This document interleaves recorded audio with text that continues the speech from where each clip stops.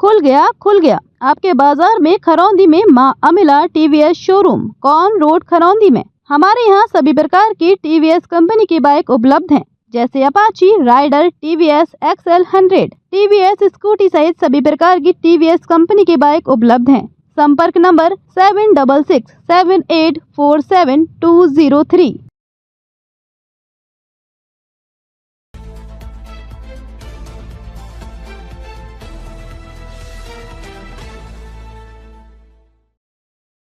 नमस्कार, आप देख रहे हैं टाइम्स ऑफ झारखंड। तो चलिए खबरों की शुरुआत करते हैं। बजट 2025 को लेकर केंद्रीय वित्त मंत्री निर्मला सीतारमण के बजट 2025 पर झारखंड मुक्ति मोर्चा ने निराशा जताई है। झामुमो ने कहा है कि इस बजट में झारखंड को पूरी तरह से नजरअंदाज किया गया है। झामुमो ने शनिवार को कहा कि केंद्रीय बजट 2025-26 में झारखंड के लिए कुछ भी नहीं है। सत्तारूढ़ दल ने आरोप लगाया कि निर्मला सीतारमण के बजट में राज्य और इसके लोगों को पूरी तरह से नजरअंदाज किया गया है। केंद्रीय वित्त मंत्री निर्मला सीतारमण ने शनिवार 1 फरवरी 2025 को संसद में वित्त वर्ष 2025-26 के लिए बजट पेश किया। मनोज पांडे बोले, बजट में झारखंड के लिए कुछ भी नहीं।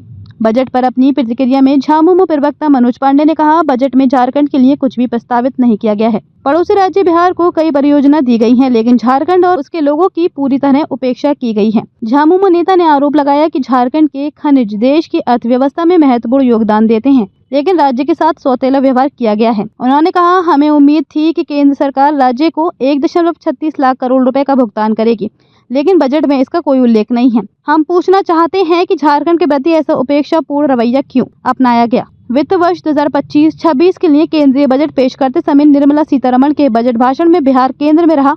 निर्मला सीतारमण ने राज्य के लिए कई घोषणाएं की। इनमें मखाना बोर्ड की स्थापना, पश्चिमी कोसी नहर के लिए वित्तीय सहायता और भारतीय प्रौद्योगिकी संस्थान IIT पटना की क्षमता बढ़ाने के लिए सहायता करना शामिल है। देखिए, जहां तक जानकारी है, बिहार को बहुत कुछ मिला। क्यों मिला?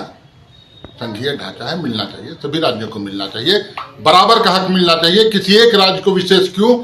विरोध में नहीं कर रहा हूं, लेकिन ये बजट पूरी तरह से चुनावी बजट है।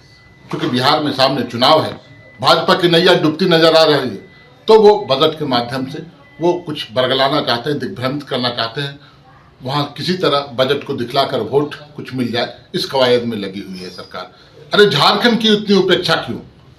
क्या गुनाह किया है झारखंड ने? क्या हमारे यहाँ के कोयले से पूरा देश रोशन होता है, वही गुनाह है? क्या खनिज संपदा यहाँ से ले जाकर तमाम देश उससे लाभान्वित होता है? क्या झारखंडियों की यही सजा है? आपको कुछ नहीं देना था, हम तो विशेष कुछ योजनाओं की ख्वाहिश रखे थे।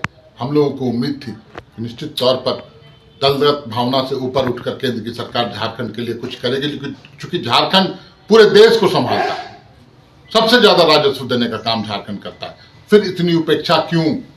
अगर कुछ नहीं देना था तो कम से कम 1,36,000 करोड़ रुपया जो हमारा दबा कर बैठे हो वो तो दे दो। आपने नहीं दिया, कोई उपबंध नहीं किया बजट में, कोई प्रावधान नहीं किया, कोई घोषणा नहीं की। आने वाला समय निश्चित तौर पर मैं बताता हूं, जो जुझारू तेवर झारखंड मुक्ति मोर्चा का था और है, हम अपने पैसे के लिए किसी हद तक जाएंगे, आंदोलन करेंगे, केंद्र की सरकार को झुकाने का काम करेंगे। और पूरी तरह से झारखंड की जनता ने देख लिया कि जो सांसद यहां से जीत कर गए हैं, वो मुंह में सेलो टेप लगा के, फेविकॉल लगा के बैठे हैं, झारखंडियों के हित में एक शब्द नहीं बोलते हैं। ऐसे सांसदों को क्षेत्र में घुसने से अब रोकना पड़ेगा। तो क्या जब बजट पर चर्चा